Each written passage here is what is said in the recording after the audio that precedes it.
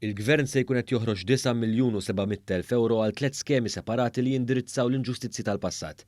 Għal dan il-Ministru għal Ġustizzja Soċjali Michael Falzon f'konferenza tal-aħbarijiet hekk kif tħabbar li fit-tmiem din il-ġimgħa mill-ġdid ser isiru pagamenti lil dawk il-persuni li fl-imoddi sofrew inġustizzi jew anomaliji fl-impjieg tagħhom. Fil-konferenza tal-aħbarijiet ġie spjegat kif dawk li se jitħallsu fit-tmiem din il-ġimgħa u li jgħoddu għal kważi 5,250 persuna jikkwalifikaw għal waħda minn 3 skemi differenti. Mill-ewwel skema se jgawdu 2,972 persuna jew l-eredi tagħhom.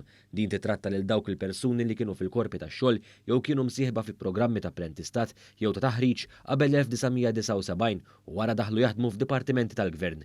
Iħlas li jirċievu huwa marbut ma' żmien li damu jaħdmu fis-servizz pubbliku mill-ħatra uffiċjali tagħhom wara Jannar 1979 sad-data tal-irtirar mix-xogħol.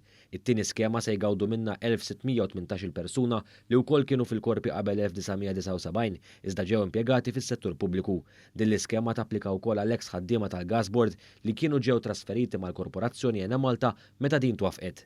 L-otjiet tagħhom huma skont is-snin tas-servizz fl-impjieg fis-settur pubbliku minn Jannar 1979 sad-data tal-irtirar tagħhom. B'kollox għal dawn iż-żewġ skemi se jinħarġu ma' 7 miljun euro.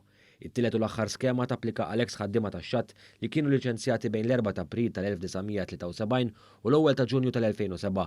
B'kollox 657 ex ħaddiem jew l-eredi tagħhom se jingħataw 2,700,000 euro. Is-Segretarju Permanenti fih dan il-Ministeru għall-Ġustizzja Soċjali spjega kif diġà ġew ivvutati l-flus għal ħlasijiet li se jsiru wkoll is-sena d-dieħla.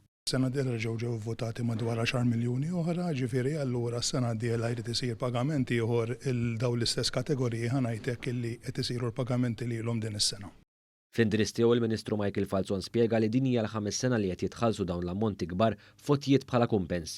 Huwa rimarka li frott il-weda li saret fil-manifest elettorali tal-2013 u li mill-ġdid ġiet imġedda fl-2017, Gvern Laburista b'kollox se jkun ħareġ 66 miljun u 200,000 euro fi flus għall-inġustizzi lil ħaddiema fl-imoddi. Dawn jinkludu ħlas lil madwar 2,500 uffiċjal tal-Pulizija li ma tħallsux tas-sara li ħadmu u l-ħlas lill-ex ħaddiema tal-Malta Electricity Board li nataw id-dritt ex grazzja għal pensjoni tas-servizz u kif ukoll l-arretrati li kienu dovuti lilhom. Dawn huma stanzi fejn kien hemm biex ngħidlek obbligu morali imma ma kienx hemm obbligu legali li bħala gvern nagħmlu tajjeb għal anomaliji u inġustizzi tal-passat.